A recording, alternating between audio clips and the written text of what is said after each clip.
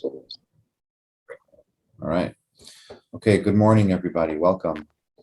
My name is Abraham Perlstein. I'm a chaplain at the Oregon State Penitentiary, and I am I'm on the advisory council for the Restorative Justice Coalition here in Oregon.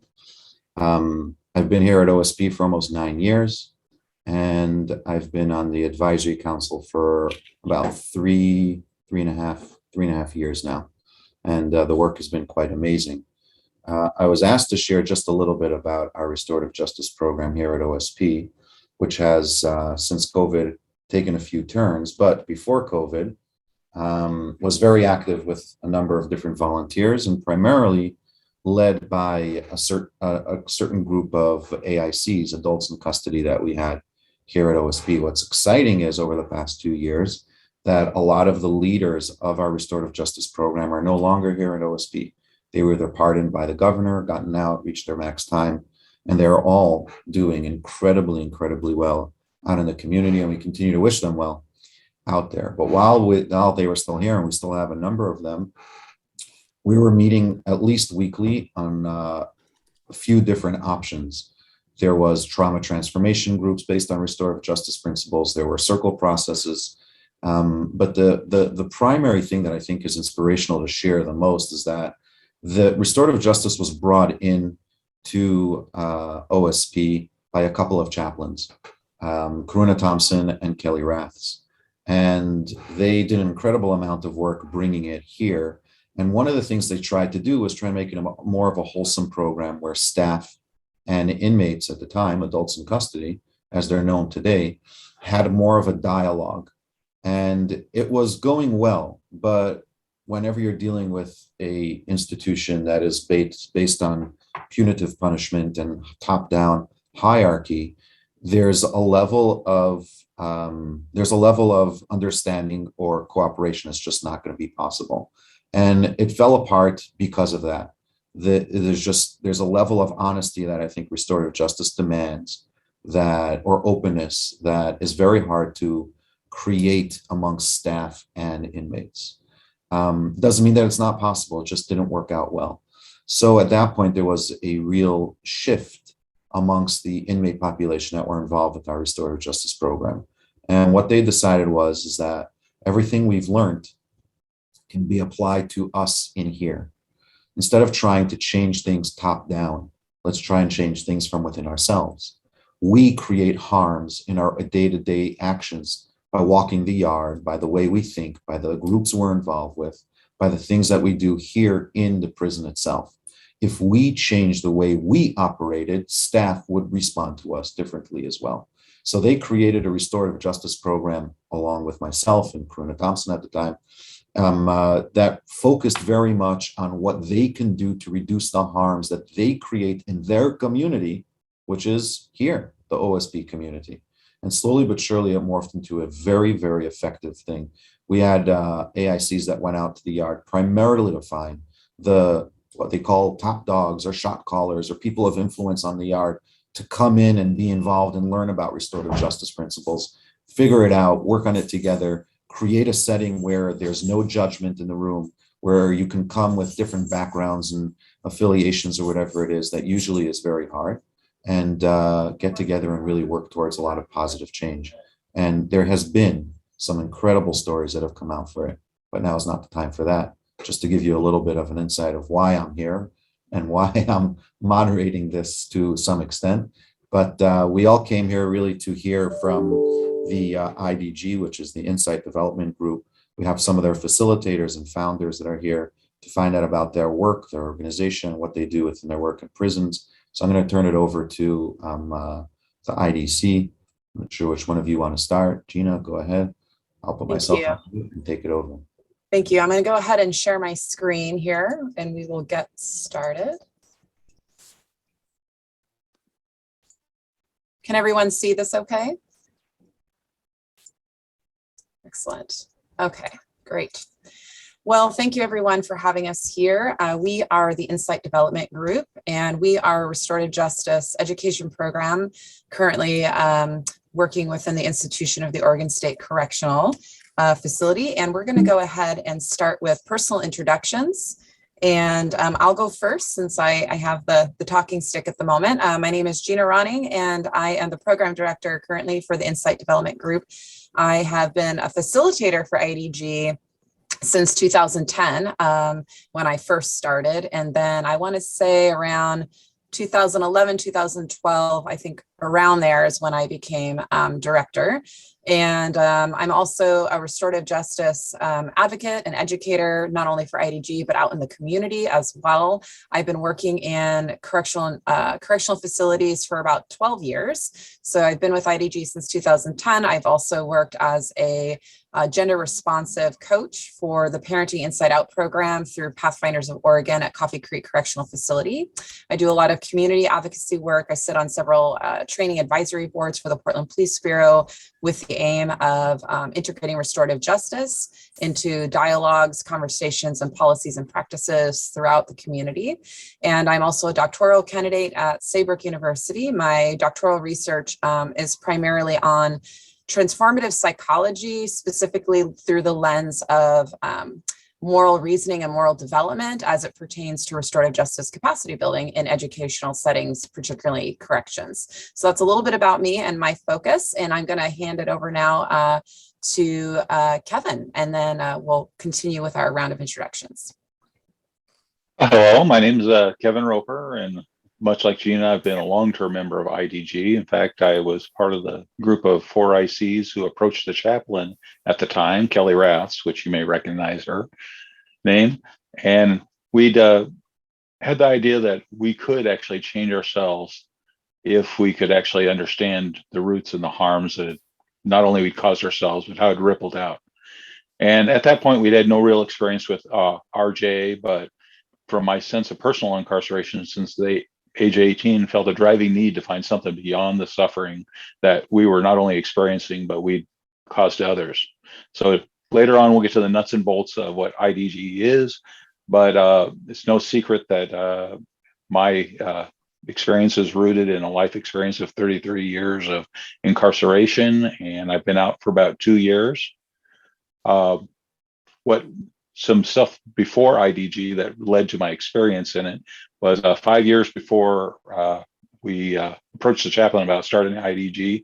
I was elected president of the New Horizons Club at OSCI, which is basically the Lifers Club, and those serving long term. And during that process, I'd found out about some of the profound needs and the ability to use personal agency to affect change and shape the very environment and the culture we lived in. And we could do a lot more than just represent the constituents of our club. We could also shape to deal with that vicarious trauma in terms of supervision. Okay, someone's not muted. Thank you.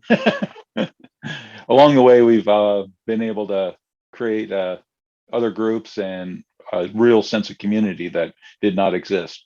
Some other things that was able to help I saw during the last 10 years that was able to be a part of that also affected, it grew out of the IDG was we also created some programs for the mental health population there, specifically like Creative Connections and Art program, which was about bringing people together. Also created yoga and meditation programs, not only for them, but for us. And in fact, actually, I'm a certified yoga teacher, and I'm actually going to a seminar here in a couple of weeks for continuing education. And I think the highlight of all of this is got out 2 years ago, and this is an incredible chance to talk to you.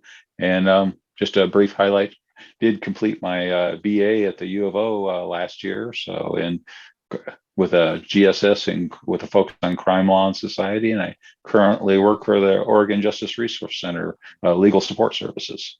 And I'm going to pass it off to Carmelita now.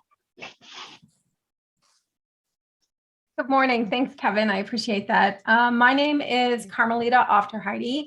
I mainly go by Carm, and I live in Eugene, Oregon. My involvement with Insight Development Group, or IDG, began after I completed my master's degree in conflict resolution with the University of Oregon. During my time in CRES, I completed research and a thesis on the impacts of prison animal programming specific to adults in custody who were raising dogs for service organizations including Leader Dog for the Blind and Canine Companions for Independence. I also included a prison in Louisiana that has a entire Humane Society shelter operating on prison grounds and being run entirely by the adults in custody there. And so after completing that project and graduation, this led to my professional career as a certified professional dog trainer. And that research was really dipping my toe into the waters of restorative processes and the potential of restoration through the connectivity that adults in custody were experiencing while working with dogs during incarceration. And when I found out about Insight Development Group and the restorative justice being done there, I was really interested and I wanted to continue really exploring that avenue. So I applied and began co-facilitating alongside Gina and Kevin in the fall of 2017 in an effort to continue supporting the prison animal programming aspect of things.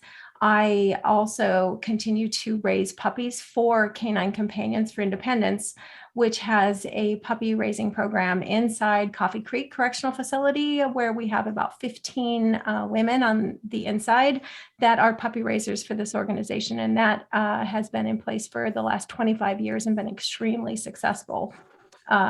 So I was really thrilled to be able to join Kevin and Gina and the inside at Oregon State Correctional Institute. And this was a wonderful opportunity for me personally to continue to expand my understanding of restorative justice, the application of it within correctional settings, and specific to the population of people that we were hoping and wanting to serve. So with that said, I'm going to go ahead and pass things back to Kevin, who's going to get us started on our presentation today. Helps if I unmute myself, doesn't it? Okay, to start off in broad strokes, we're starting to describe IDG is a community-based transformative education and restorative justice dialogue program serving the AICs housed at the Oregon State Correctional Institution. Originally, it was founded by 4 people under the guidance of the institution's chaplain, 2009, Kelly Raths, who is an amazing human being. It was created by the AICs for AICs, where we deeply wanted to find out how to change not only just our understanding of why and how we got there, but also the ripples and how that's come to affect the victims and the greater community. Additionally, the program was also created to help AICs generate higher levels of accountability and opportunities for restoration. This is a dialogue about not so much about responsibility, but about our ability to respond to others. Okay, our current mission for Insight Development Group is to provide a learning environment where offenders seek restorative responses to crime and can safely explore the underlying causes of harm doing, understanding more deeply their impacts their harms have caused upon their community, their victims, and community. And I realize while I'm sort of reading this, and I'm going to actually skip ahead a little bit, and I just want to talk more about just our mission was educational. It grew to not only educate ourselves, but it's about self-change. So that involves the areas of restorative justice, developing empathy, developing non-violent communication skills, not just for yourself, but how you live in your community and with your family and those that you come in contact, compassionate listening, the impacts we have on victims, and just the awareness of the ripples and how deep they go and how far they go. Accountability, as I sort of mentioned before, is it's forced. There's a difference between enforced accountability and taking into account how you can respond to the world. And this leads into critical consciousness and just transpersonal awareness and just a global consciousness of how you live in the world and how the world changes by your choices. And very much, and as I sort of shared earlier on in my settings, most of the people who go through our program are motivated to start changing their community by being a part of service to others in their community and things that stretch beyond their community into the greater community. And it's all about nonviolent social change within and without. Okay, some things that I think that really, this leads to how things started for us is the inspiration was, as we talked before about, I mentioned that people are held accountable. It's something that's forced upon you. So what we were looking for is to fulfill the need of how we can promote growth and healing and self-exploration in a way that's reflective, that's by choice. It's by personal choice that people move forward. So there was also a desperate, it's a society of deprivation, the prison setting. So there's a lack of emotional space and a capacity, and most people have just not had the skill to really develop and understand truly how their crime affects themselves and others. There's been this rupture of interpersonal bridges of being able to relate to others. So it involves a lot of self-work and a lot of understanding to fulfill those needs. So the desire it leads to the desire naturally as you start growing within yourself to see how you can change both the prison you live within, the desire to change the criminal justice system, and just the practices and policies. In our response, we had a lot of, we created a space where people could be humanized, where they could actually start addressing some of the differences and how we perceive the world along gender and racial lines, and just socialization. There's a lot. Wow, it cannot be underestimated how complex each and every one of us is. And I think it just comes down to the desire to make things right, not just for ourselves, but I mentioned about those ruptured relationships and the way that each one of us came to prison was through a lot of failures along the line, both in those who raised us and were part of our lives and how we were a part of everyone else's lives. Man, getting a little emotional, so I'm going to pass it on to Gina. And thank you. Thank you, Kevin, for sharing a bit of our origin story. So it's really important to understand that as IDG, part of our growth and identity was figuring out who we were in this scheme of things called restorative justice, right? We're not a direct victim encounter program in any way. And we'll talk a little bit more about sort of the limitations working and building capacity with inside correctional institutions. So we really tried to figure out who we were. Are we restorative? Are we partially restorative? What is our role? And ultimately, it took many years for us to figure out and just sort of get the language to sort of appropriately describe what we are. So currently, we can confidently say, well, we're a restorative justice education program with an aim at building capacity for restoration, not only on an individual level, but also within the culture of prison itself and, rippling out from there. But it didn't always start that way. We were capacity building, but it was definitely very, very grassroots and compared to what we were able to do now was slightly more limited. So in the beginning, we started off as around an 8 to 12 week program.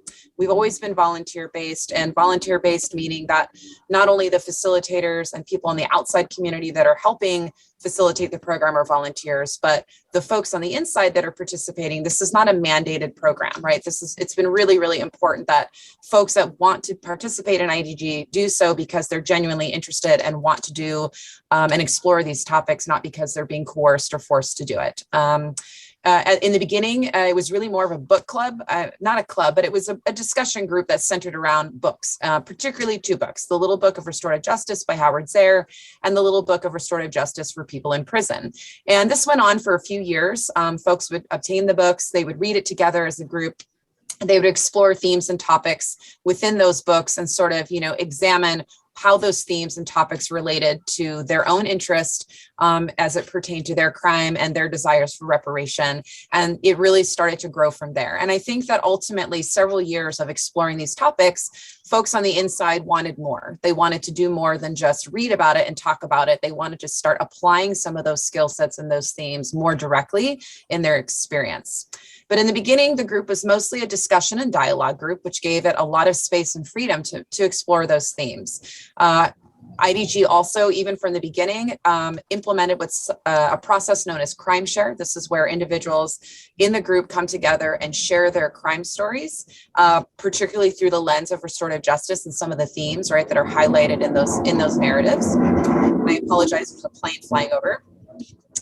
The other element to IDG from the very beginning, one of the expectations for people to participate, being that it was a volunteer program and still is that folks coming into the program need to have a willingness to admit their guilt to crimes and an openness to exploring harm. So IDG is not a program for folks that, who genuinely might be innocent, who are, incarcerated for the wrong reasons, or for individuals who aren't fully ready to accept sort of how their harms may have impacted individuals, whether it's themselves, their families, communities, direct victims, indirect victims.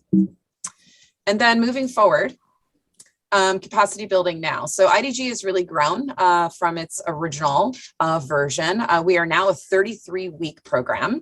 We are still very much centered around volunteer participation on all sides. What's different now is that although we absolutely incorporate books, we are a little bit more curriculum based. And this curriculum was co-created with the founders, mentors, and inside participants of IDG. So every time we actually went through a year of IDG, we would sit down and actually do planning meetings to discuss what folks wanted to get out of this program, right? It was really about, this is your program. What is it you want to explore? What is it that you would like to learn? What is it you would like to try and do? And so the Adults in Custody really had a very strong hand in sort of shaping the direction and curriculum of IDG.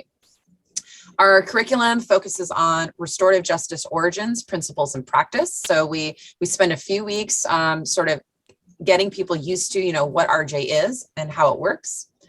We also spend time exploring justice values. These are going to be people's individually held values around justice and perceptions around retributive justice versus restorative justice and everything in between.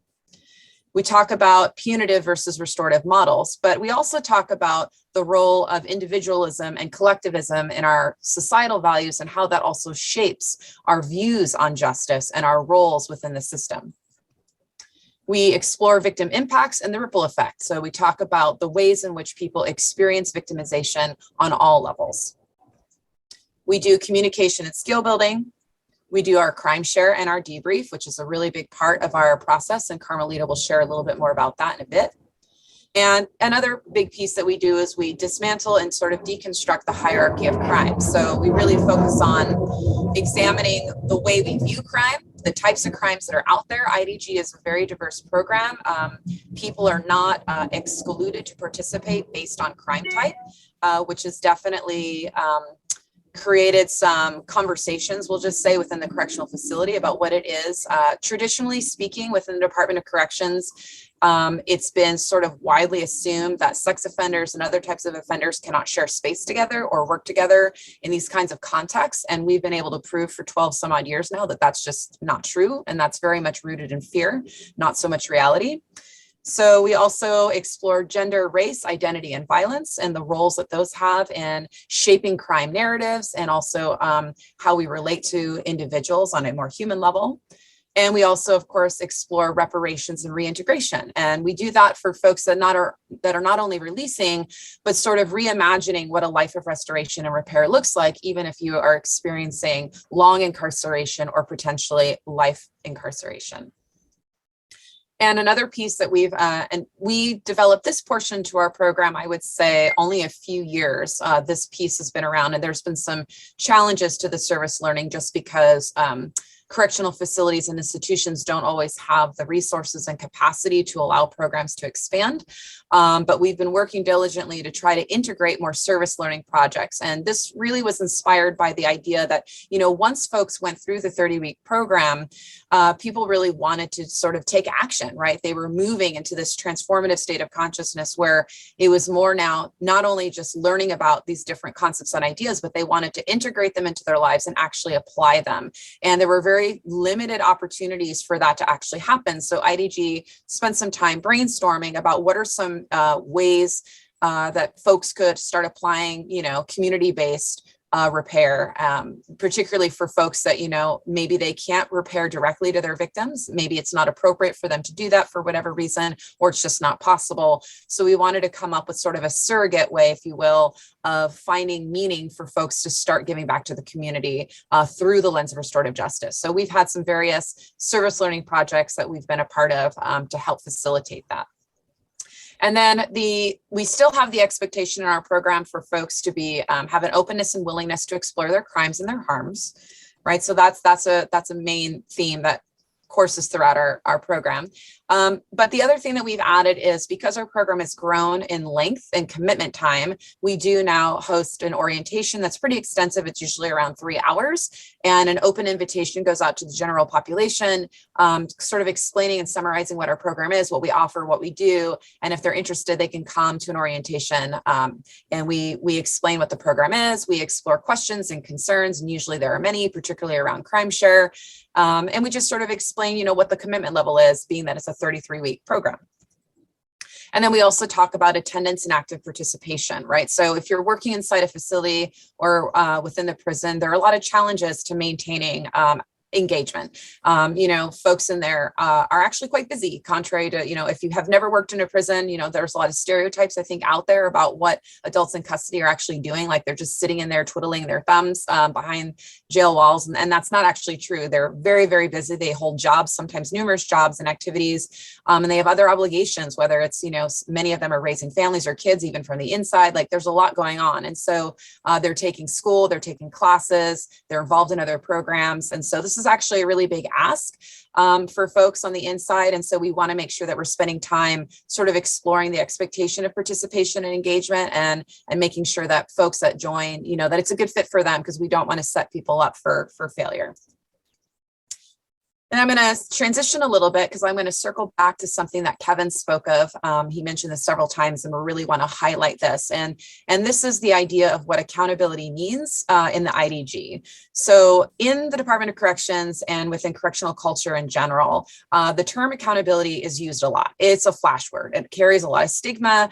And quite frankly, accountability is usually another word for punishment, to be quite frank. Like, when someone in the DOC uses the word accountability, we're not talking about people stepping up and owning their own behavior or actions, or looking at, how they want to personally explore, their obligations to harm doing. This is really more about placing blame and then coercing or forcing somebody into some sort of punitive scenario to sort of right the wrong. So the word accountability has some negative connotations on the inside.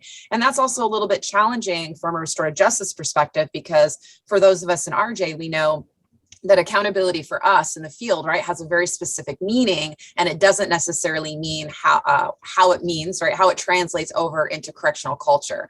So it took us a little bit of time to sort of create some bridge building language between the outside and the inside folks, right, between RJ practitioners and folks on the inside that really had a negative stigma with this word accountability.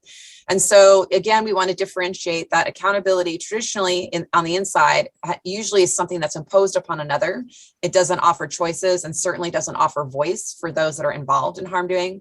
It's very reactionary, requires very little thought, rarely activates moral learning. It's typically whatever the accountability is, it's usually unrelated to the harms that were actually done.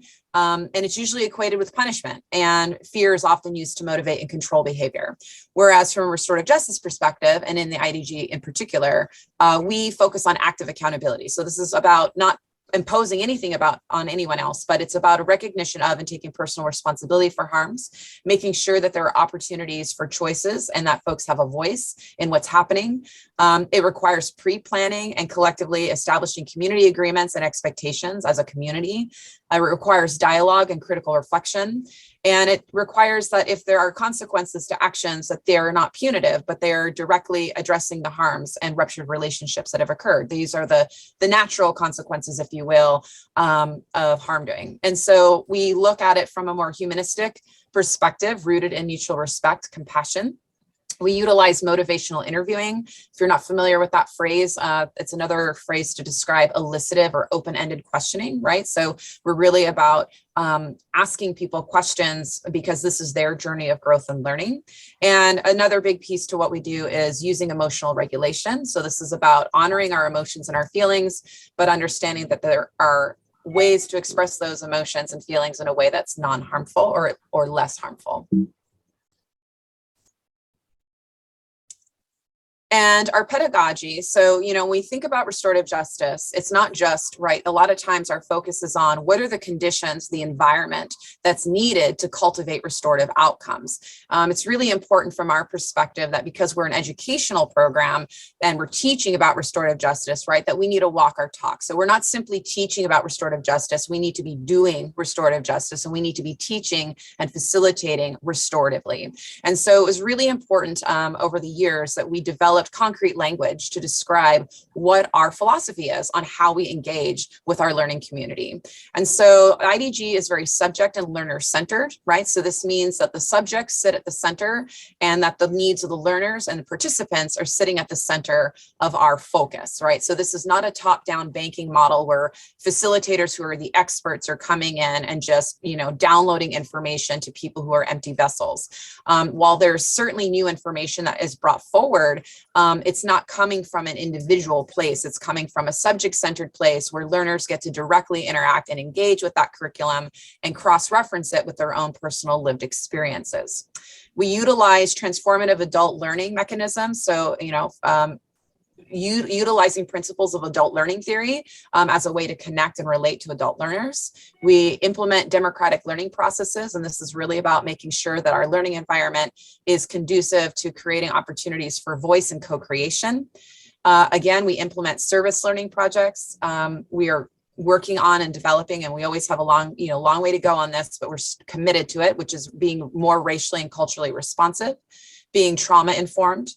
Again, with the motivational interviewing, this is about elicitive, open-ended exploration, utilizing restorative conflict resolution processes within our own group. So, we're a program that's been around for many years, and we have certainly seen our fair share of conflict and infighting and disagreements and things like that. And so we have to have a mechanism by which we are walking our talk. And so we implement restorative dialogue processes within our own group as well. And then again, circling back to just making sure that the lived wisdom and experiences of those in the room takes precedent, and that a lot of the shared learning that's happening, right, is coming from that dialectical experience of sharing different worldviews and different ideas and concepts and belief systems. And that's really how the active learning process happens.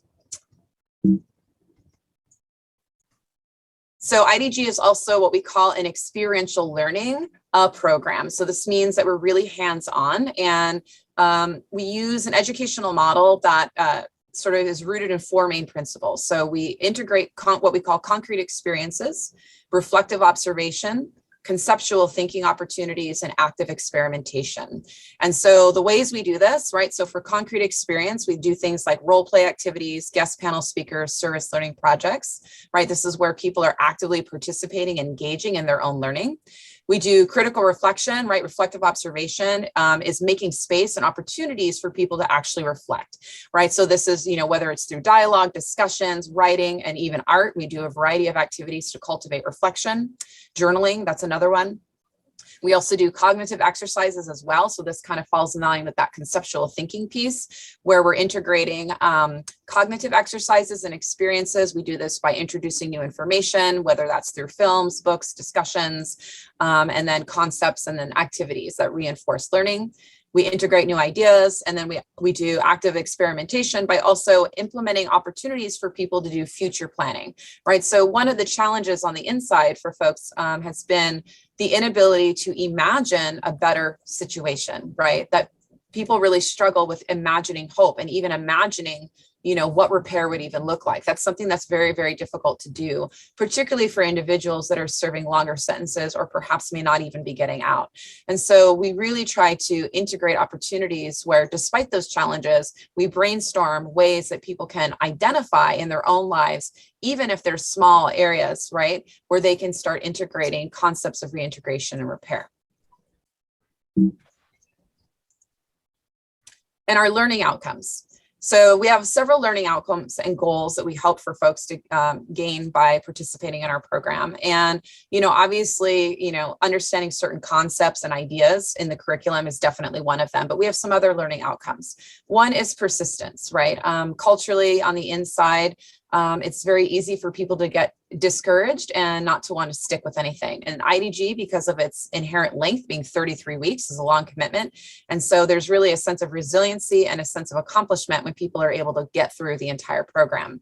So retention, that's another big piece of it. And critical engagement, right? So we talk about IDG is not necessarily a safe space so much as it is a brave space, because we really want to integrate opportunities to raise critical consciousness. We will be discussing and exploring topics that sometimes make people uncomfortable because it might challenge their previously held values or ideas or worldviews, particularly when it comes to things like power, oppression, race, gender identity, and those types of topics. We also work on helping people create and develop their own language for goals, right? So goal setting is another really big part of that piece of sort of reimagining and re-envisioning a new way forward through the lens of restorative justice. We obviously do conceptual competencies. Again, those are the main topics of restorative justice. We also work on developing and increasing emotional intelligence. And this is really about helping people identify emotion and articulate their own emotions that make sense for them in a way that does not further victimize themselves, their family, particularly addressing things like toxic shame and the role that plays in shaping narratives.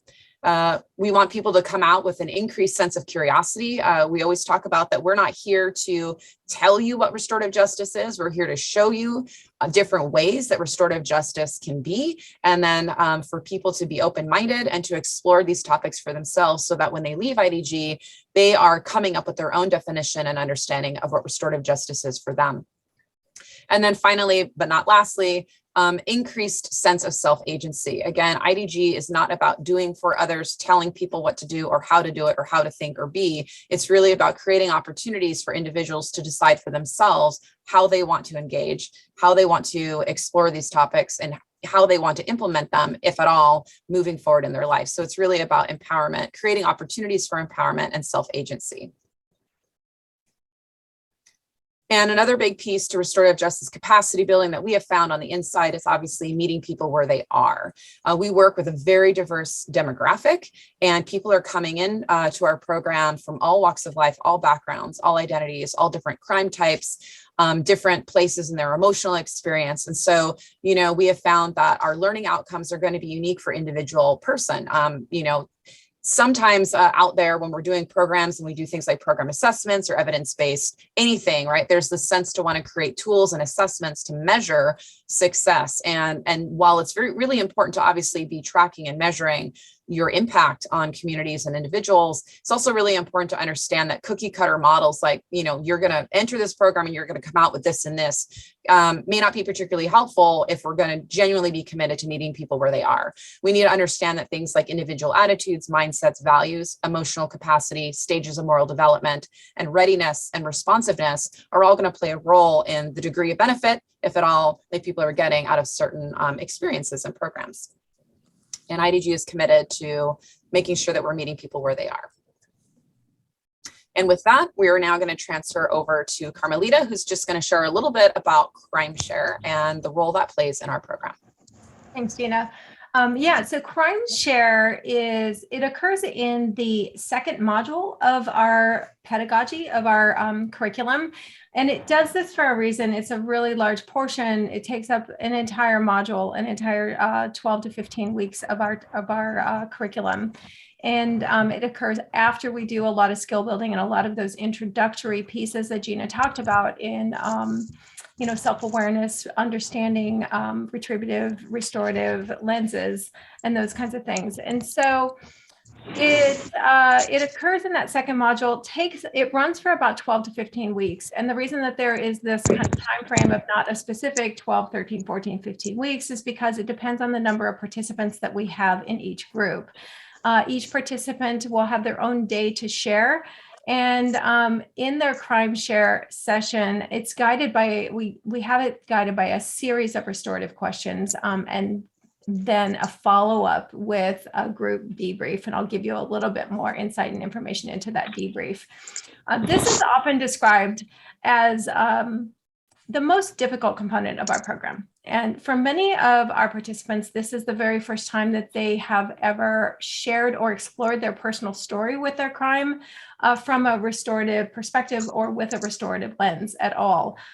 We humanize this crime share experience in that it is asked that in their narrative that they name the people involved. They name their victims if they know their names. They name the people involved to humanize them and to just not consider them a victim, but to actually give them a human identity. And so Crime Share is designed to be experiential in its learning activity, and it provides opportunities for them to practice those elements of compassionate listening, speaking, truth-telling, and self-reflection. And so some of the restorative questions that are asked in the flow of Crime Share are bullet pointed here on the right. The first one being who was harmed, feelings at the time of your crime, and your feelings about the crime now. We're asking them to express what happened after the crime. And if they weren't immediately arrested, like what was that interim period like? What were they feeling and what was occurring for them? Also, what relationships were harmed and impacted? We want to know, what did accountability look like at the time of their crime, if that was even something in their mind or even present as a thought? And then what does accountability look like now for them? What obligations do they have? And what does repair look like? This is often the first time that they've actually really explored what repair looks like for them outside of that passive versus active accountability piece that Gina talked about. What do you want your victim's family and community to know? And so we'll go into the next slide, which is the Crime Share process. So our Crime Share process is a circle process, and every participant has we have a 3-hour time frame. We have class for 3 hours, and the process is the entire 3 hours. So it's a circle process, and we will begin that class with we'll open with a meditation. The person who it's their turn to share then will be given the floor to go through that flow of how they're going to tell their narrative and tell their story about that crime. And after they have completed telling their story, they get the floor for as long as they need, to feel like they have told the story that they wanted to express in naming people in the story and humanizing their victims. And so then we have a talking piece, and in the center of that circle is a talking piece. And once Crime Share, the participant has had an opportunity to complete their story, we'll have a moment of reflection, just a quiet moment of reflection. And then somebody will begin pick up that talking piece and begin the next part of the Crime Share discussion. And the first circular part of this is the asking of factual and clarifying questions in their story. So if there's something that didn't quite as we heard the story, didn't quite kind of timeline or didn't come together in a clarifying way, we have an opportunity to clarify those details. Then the next round might be an initial response and feelings. So what we're looking for there is we're looking at initial responses of what they were feeling at the time of their crime, then also what they might feel that their victims were feeling at the time that this crime was occurring to them, and things. And then any potential emotions or disconnects that get identified can be clarified and can be asked about during this discussion, during the circle process. We also will then go into any insights that we might have and share with the entire group and with the participant. We will end with some final remarks, and then we have a closing meditation to that circle. This entire process takes a full 3 hours. At that closing meditation, this is where, we recognize that we're going to be leaving. Gina and I are going to be walking outside that prison and outside of OSCI, and we don't live inside, and we will heavily then rely on those inside facilitators that are part of a really important part of our group, which Kevin was. And because this is emotional labor, going through a crime share experience is really difficult and really emotional for the participants, and also just for the people hearing the story. It can be triggering. It can bring up all kinds of things for other people. And so our inside facilitators are there to kind of help those people throughout the week. As those things kind of come up for them, they have a contact point to go back to and to discuss whatever is coming up for them. At the beginning of the next class, we will always check in with the last participant to make sure that they have as much as we can provide the services needed for them. And then we will go into the next crime share participant. And so this will go for until we go through the entire group. So if we have 15 people, it's going to be 15 sessions, which extends the length, but it's a really critical part of this experience, and also in bringing those skill building pieces into a real active environment and ability to start actively using those skills. So with that said, I'm going to then pass things back over to Kevin to go through some of the obstacles and challenges and begin that process that we face on the inside with this program. Okay, thank you, Carmelita. So prison has its own unique obstacles and challenges. The whole environment is shaped by several different items, and it's hard to separate one from each other, because like a bowl of spaghetti, as you pull on each strand, it affects everything else that it's attached to. So the big thing is the institutional culture, which is shaped by the mindset of not only the administrators, the line staff, and the AICs and contractors and volunteers that come into it. They create the very culture. And all of this is bound by a set of rules that determine not only the relationships between people, but also the boundaries and also what is permissible within the prison. So the prison culture is very much determined, has a lot of undercurrents that you wouldn't necessarily see on the surface until you're enmeshed in it. Everything from race and gender to also just crime hierarchy is a big part of the prison culture, and also just creates the toxic gender roles that people have learned to live their life with. And this is all shaped by creates a physical space which is determined for you. So IDG happens in a classroom that is lined with concrete, steel, and glass. That in our early days it wasn't so much so, but in these days it's like things are videotaped and you can be listened to at any moment. So what you say may not necessarily be as private and as personal as you want to, but still needing the willingness to do this as you move forward. And as Carmelita was saying, there's a barrier at the end of each class. You leave and you're cut off from the volunteers, and no program can happen without volunteers. There's a power dynamic that is dictated by the institution, the culture. From the beginning of IDG, when it was first started, OSCI was considered a general population, as in it was a mix of all of the spectrums of the prison population. In 2002, it changed to where they determined that it was going to become a release facility. So suddenly half the population went from people doing several years to doing 6 to 9 months or less. And then 2 years after that, they also made another quarter of the population devoted to mental health treatment. In fact, they actually have a specific unit devoted to mental health, in which case that means only a quarter of the actual people are actually there. And I'm actually going to pass this off to the next contestant, which I believe is Gina. Thank you, Kevin.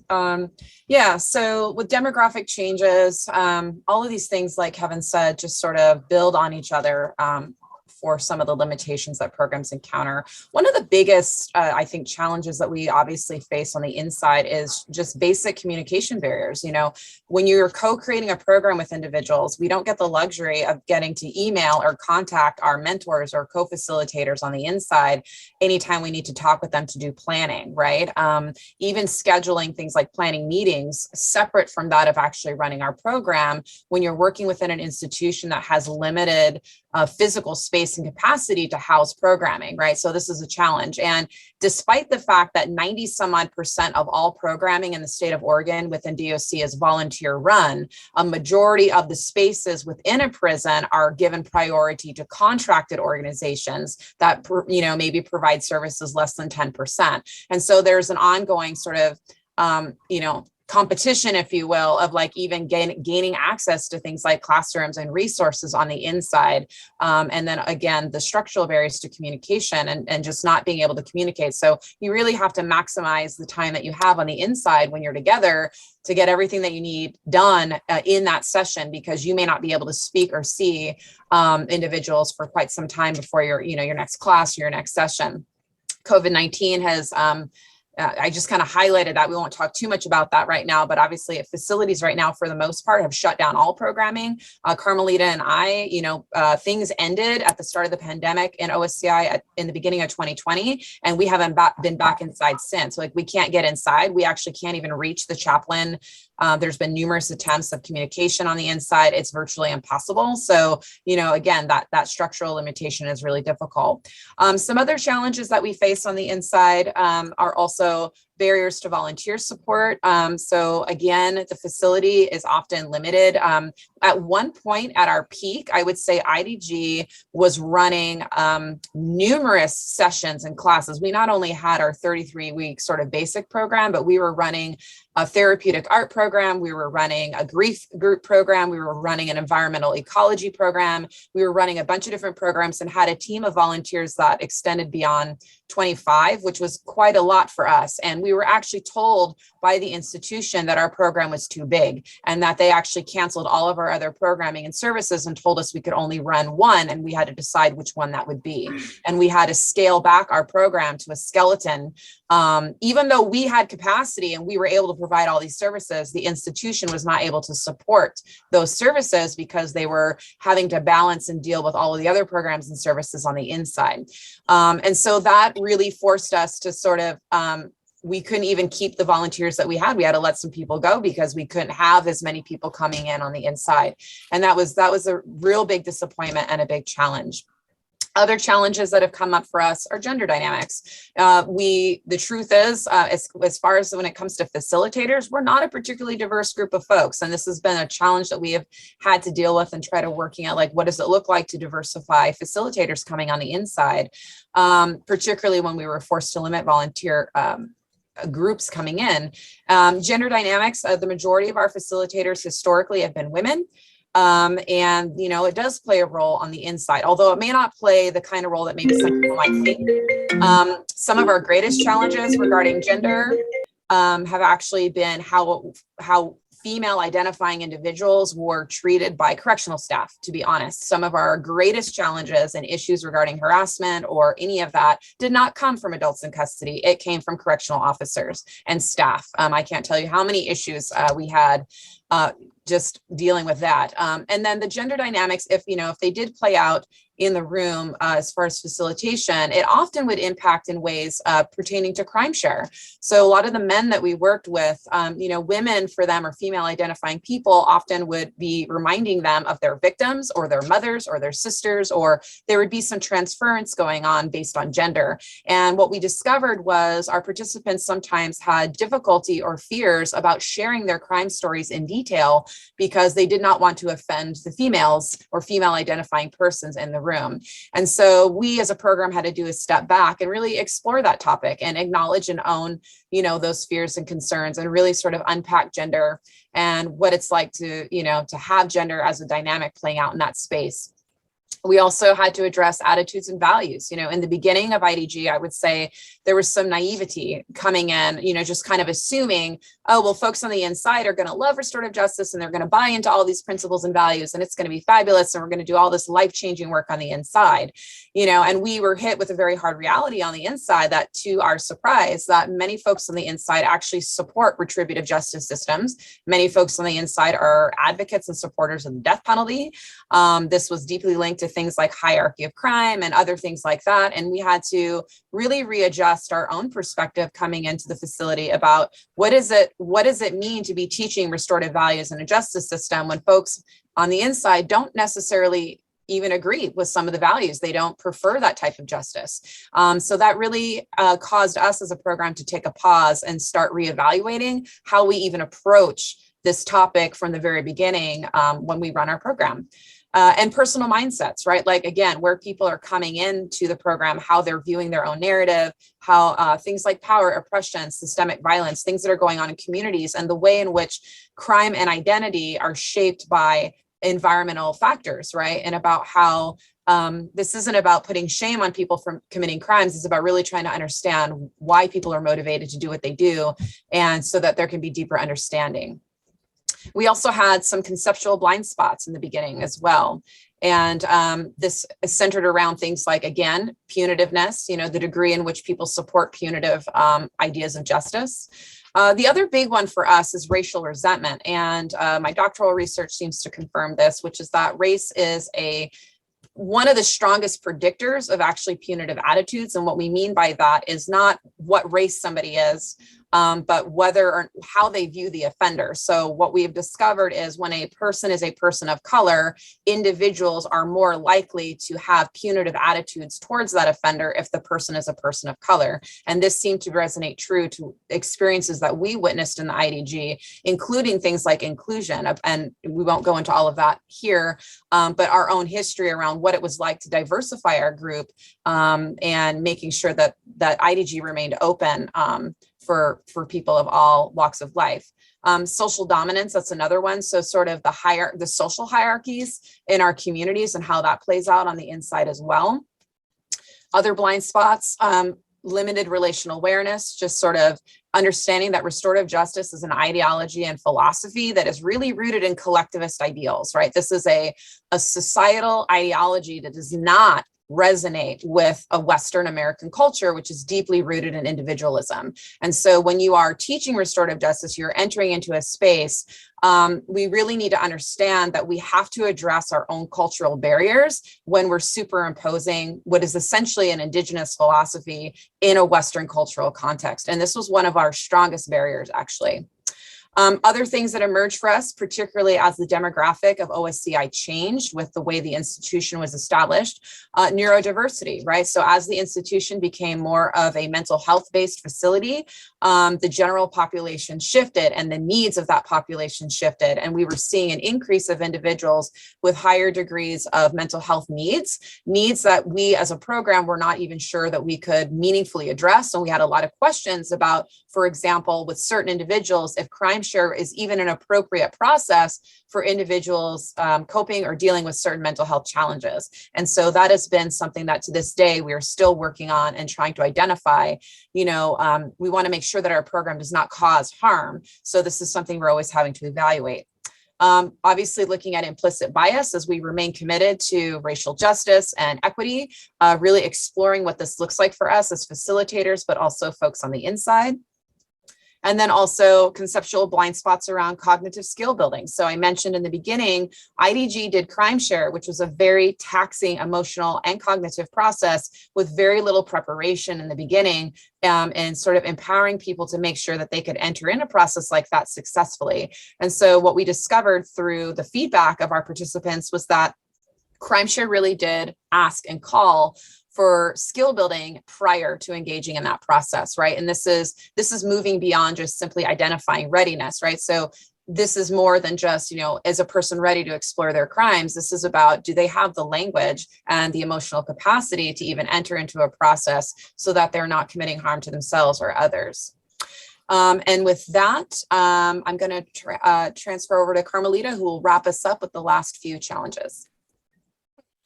So I'm going to go into volunteer turnover. This has been a really big obstacle and challenge for IDG. Initially, a lot of volunteers in IDG came through the university system and internships. And so it was in its design and in people's minds, it was like a short-term commitment. And so getting commitment from people to extend beyond just a school internship experience became challenging for us, and getting those. So we ended up getting a lot of volunteer turnover, and that's been a really big challenge. Again, lack of volunteer diversity. We, like Gina mentioned, all of our volunteers have tended to be in the category of white middle-aged women or white younger women.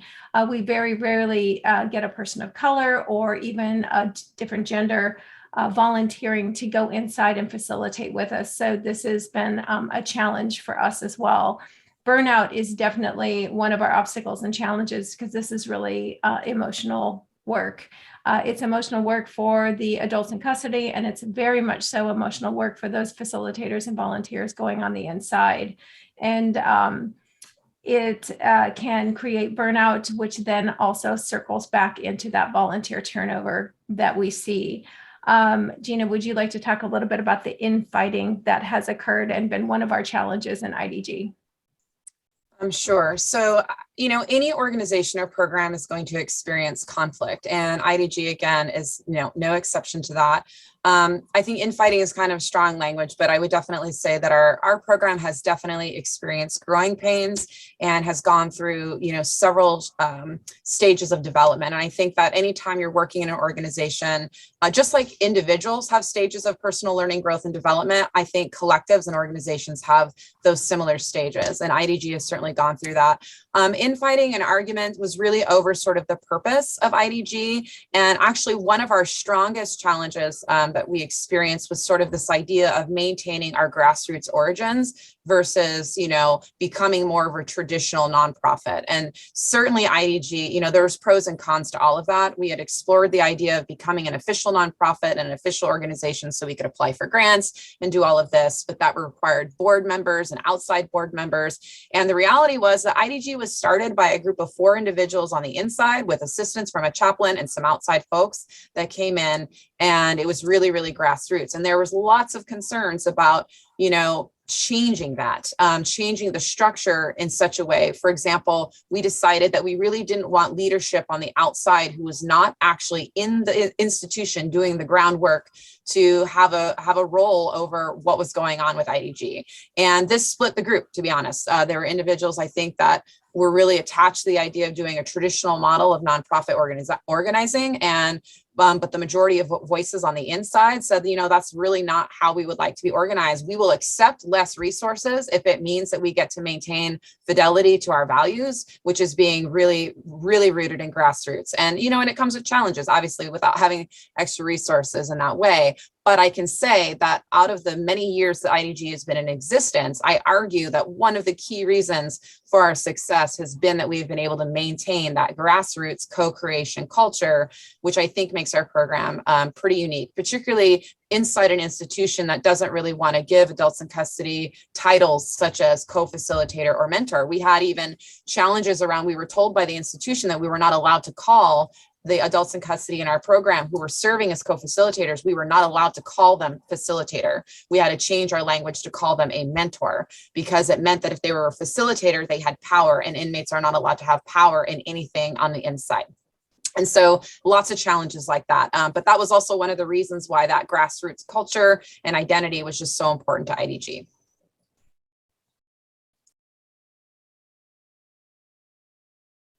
The last thing that I kind of want to touch on here is the victim-driven punitiveness, that little bullet point there.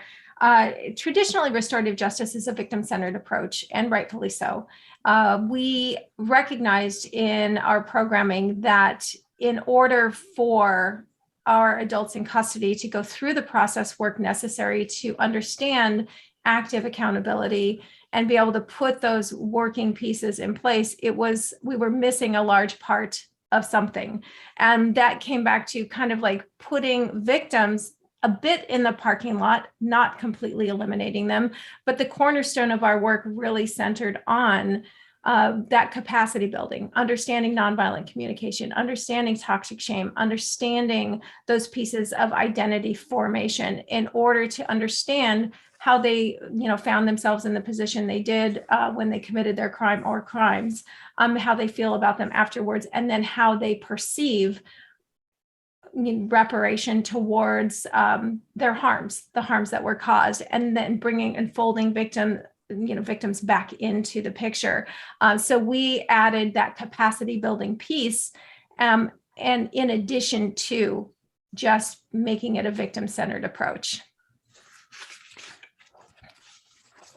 So we can go ahead and go on to the next slide. Yep. Yeah. Okay, I'm going to take over for you here, Carmelita, for a moment. Thank you. Okay. I think I can really summarize the first 4 points on what we realized from our experience with IDG is that until you make something real inside your head, it cannot be real in the world.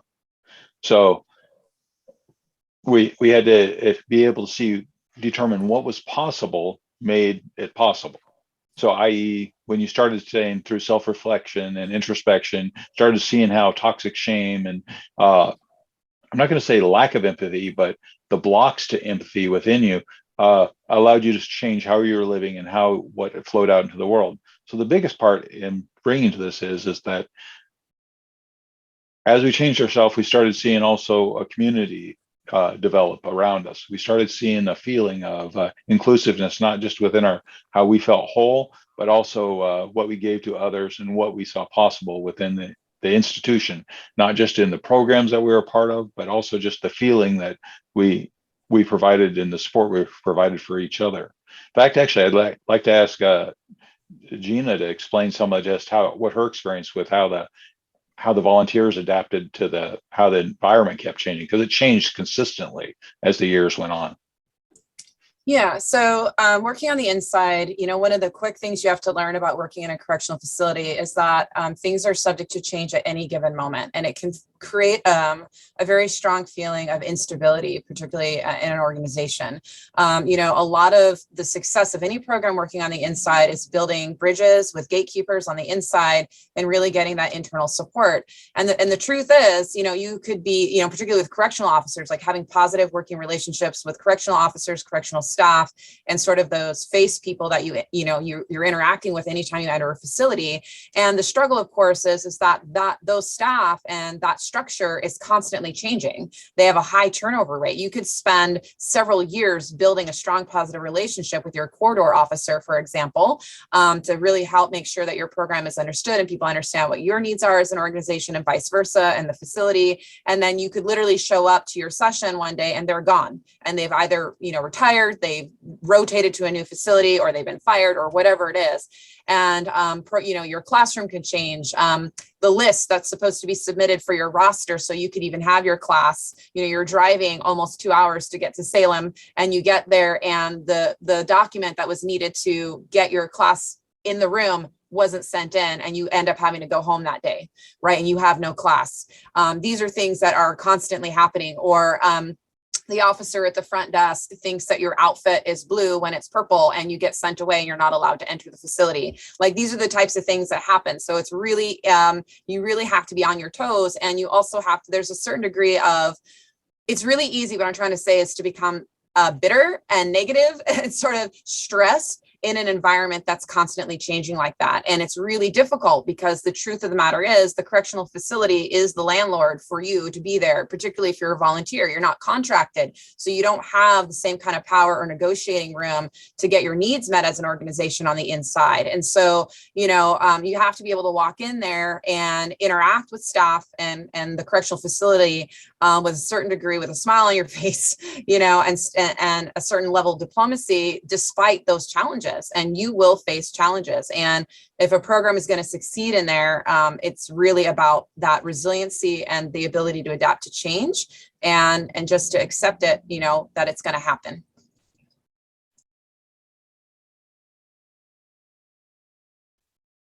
Some additional things that I want to touch on are just further needs. I'm going to go down to the bullet point where it's diversify team and participation. This goes back to like our volunteer pool from outside facilitators tends to be, like I said, often, Caucasian white women of a certain age. And we recognize that there is a further need to expand our reach to diversify that team and participation. Also, long-term sustainability. We struggle with that. We struggle with long-term sustainability of volunteers, resources, and institutional partnerships. Just like Gina said, this is an ever-changing This is an ever-changing revolving door, and it is very difficult to keep up with when things on the inside are constantly changing on us, and then trying to maintain our ability to go inside and sustain the resources, because often we have limited resources available to us to even get materials inside the prison for our programming. Equity training, this, we recognize this is like a really, really important need just to better serve the population of adults that we're working with, right? We have to be mindful of this, and it's really important to continue to explore and train our facilitators and, the people that go inside with us for. And then also more time for community and inside facilitator trainings. This has been a really, really large challenge that Gina touched on, in that we have very limited time inside to even plan or meet with our inside mentors, because we have 3 hours of class, and it's very difficult to schedule any time and get a meeting organized so that we can actually do planning with our mentors on the inside. And this is something that is a continued need for us, as well as, we're constantly adapting curriculum to meet the needs of those short timers. This has been a big challenge because we, as Kevin mentioned, the function of OSCI has changed over the years to being a release facility, to having a certain percentage of mental health, et cetera, et cetera. And so we often will have people interested in completing our class that are not going to be able to complete the full 33 weeks because they'll be released sometime in the middle. And how do we meet those needs? So we're, constantly discussing and trying to figure out a way to meet the needs of those short timers. And then also just increasing our partnerships for the mental health support, because there is a portion, a fairly, decent number of people at OSCI that are there with behavioral health issues, making sure that we are addressing and looking at those partnerships and how we support those individuals best. The only thing that I would add to that challenge is that, and every facility is different. So if you don't have experience working inside a correctional facility in the state of Oregon, every correctional facility is sort of unique. It's almost, we kind of call it the different kingdoms. So like, for example, OSP is going to have, Oregon State Penitentiary is going to have its own very unique culture on the inside. Coffee Creek Correctional Facility is going to have its own unique culture on the inside. They run their institutions differently in there.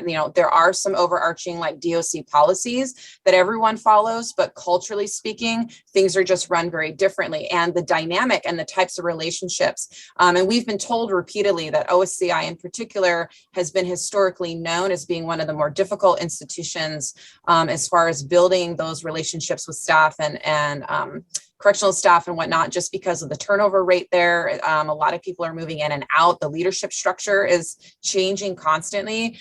So it's been difficult. And so our experience, I just want to sort of preface to what we're saying, that some of our challenges and experiences within OSCI may not be the same challenges and experiences an organization or group might experience in another facility. You'll experience them, but they might be slightly different depending on who you have in there and the dynamic going on in those unique environments. All right, Carmelita, I think you've wrapped up, yes? All right, great.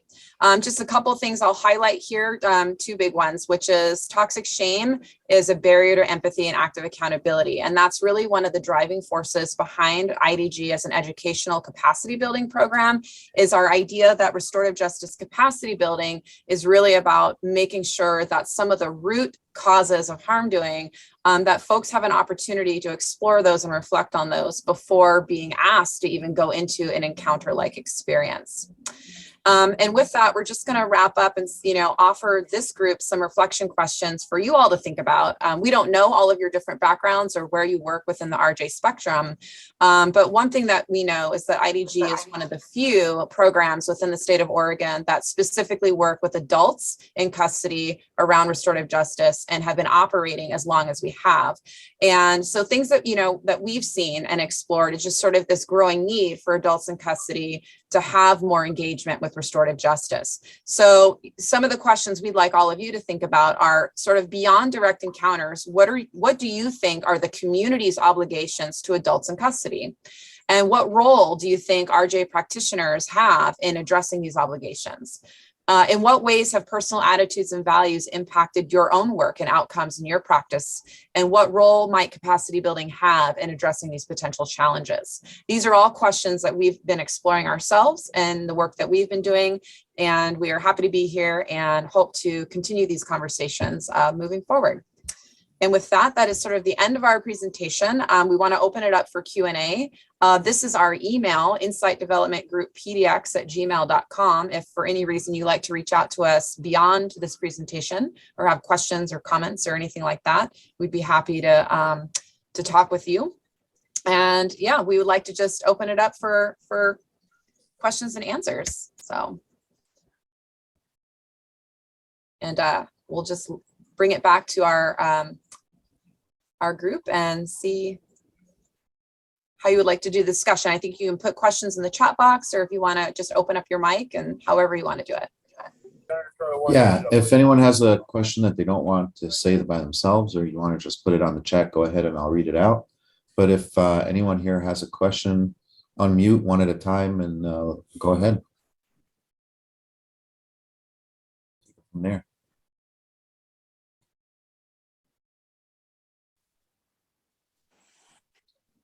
This is Brian Baird I'm in Salem, Oregon. Can you hear me?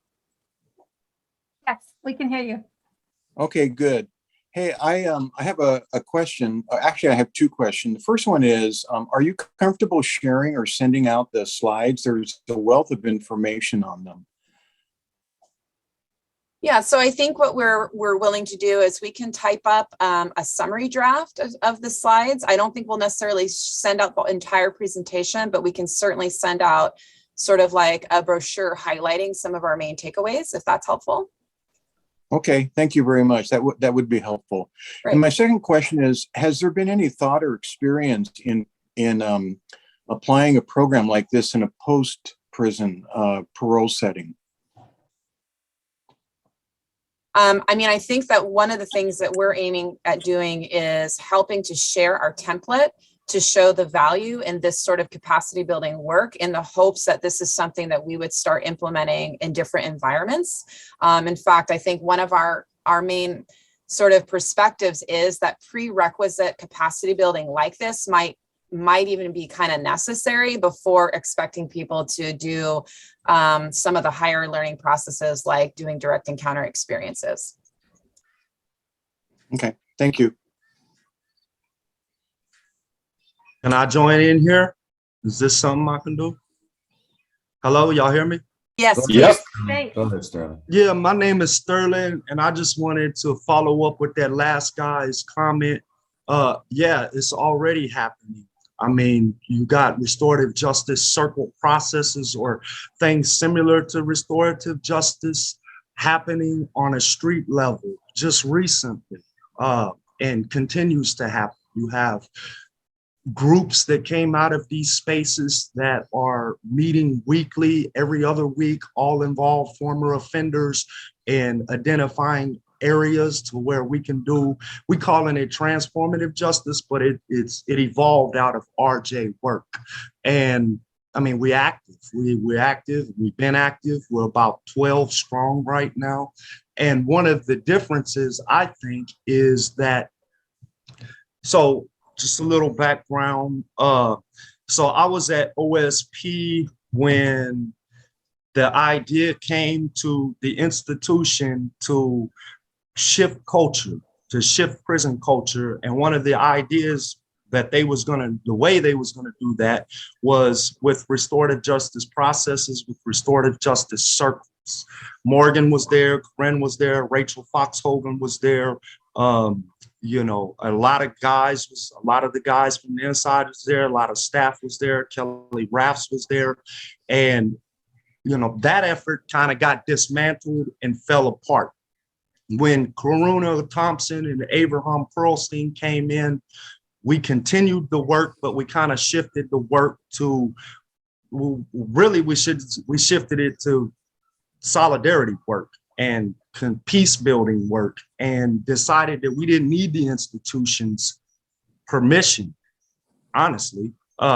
Sorry, Abraham, but you know, and the thing is one of the reasons why we was able to do that is because we accessed, I mean, you know, there was a difference. Yes, the institution doesn't like inmates having power, but that's an institutional myth. That's where the power lies. That's where the power lies. And one of our ability, we intentionally worked with the members, the people involved in the culture of street crime. We intentionally worked with the gang members, and the people that was involved in our program not only had the ability to go to the yard and determine what was going to happen, which is very different than OSCI on a lot of levels, because the yard politics over there is different.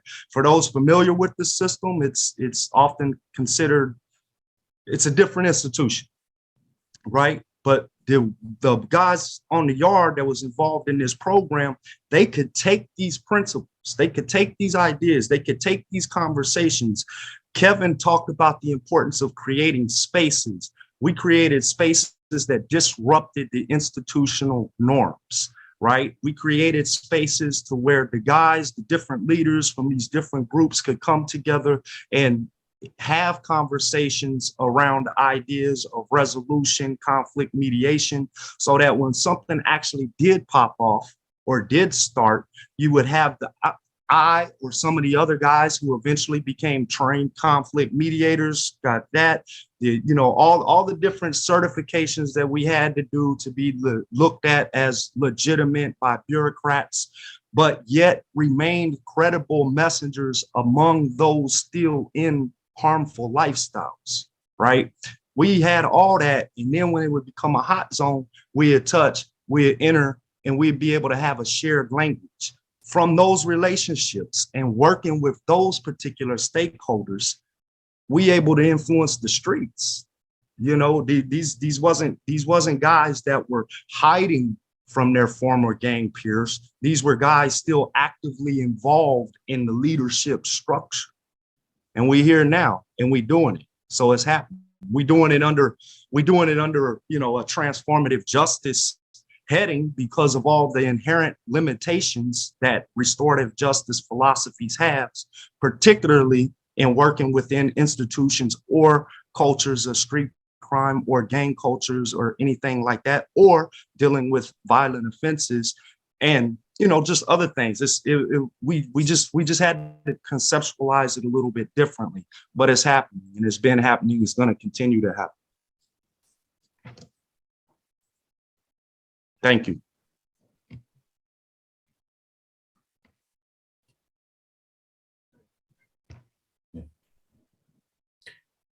Is there anybody else that want to share anything or ask a question?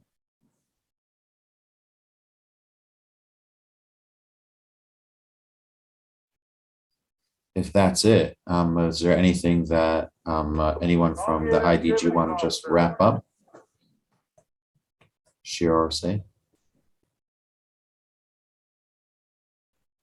I think personally, I'd just like to say thank you so much for giving up part of your day to listen to us today. And thank you, Sterling, for sharing your story. I really appreciate the time that everybody took to listen to us today. And we are always open to future and further conversations. Great. So Gina, you shared that there was perhaps something that you'd write up and send out. Is that something that will go through RJCO, or people need to send you an email for that? Yeah, I mean, I can have a draft of something sent out to Lisa, and then maybe she can distribute it. Would that be the best way to do it? I think that would be best, because we'll go to people here and others as well. Yeah. Right. Yeah. And I just want to do a quick comment on, the gentleman that just spoke and shared. Thank you. Yeah, he raises a really, really important point about the role of transformative justice on the streets, and about transforming and offering support and community and connection beyond prison. At the same time, that work is happening. And I think that one of the challenges with transformative restorative justice is this myth that it's not happening, and it's actually happening in all kinds of places and spaces. And there's different language to perhaps even describe some of the types of things that are going on in our community. And that I encourage folks, to definitely seek out those community spaces and those places and learn about how that's happening. And then also, our goal too with our JCO is to also get connected with other people doing important work in the prison, because I think IDG in particular, we've been kind of siloed ourselves, and we've just kind of been on the ground, with our nose to the grind, kind of doing our work. And we haven't necessarily been as connected as we'd like to be to other folks doing important work out there. So I encourage you to reach out and connect with us if you are interested in more about the work that we do, or if you would like us to learn about what you do, we'd be happy to learn more as well. Yeah, and I could second the idea that as being a chaplain at an institution where we are so incredibly indebted, as well as rely on a volunteer base that is large, but at the same time stretched thin.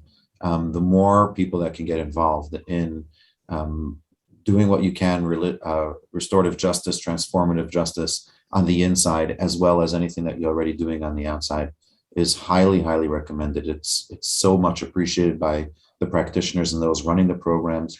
So if you do have a few extra minutes in your life, sign up and participate in something to help out. All right. Kevin, one more thing, or you're good? Actually, I was just going to say, you might share with them how they would actually get involved with the system, who they talk to, point of contact. So it's like you were all sharing before, when you're working in the prisons, things change with the wind, right?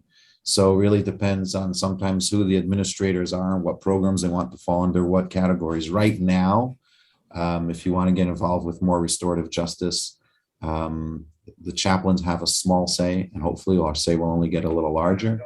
But yeah, definitely start volunteering.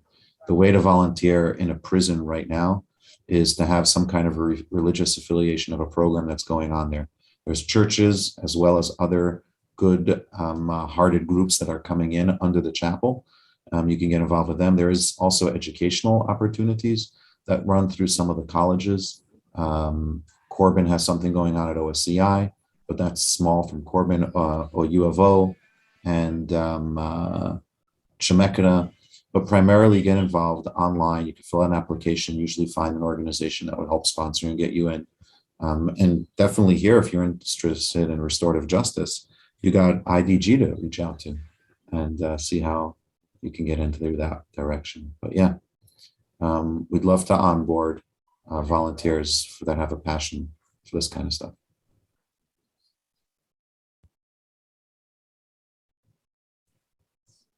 All right. All right. Thank you very much, everyone, for taking your time and spending the morning with us. Till next time, be well, take care of yourself. Continue to make the world a better place.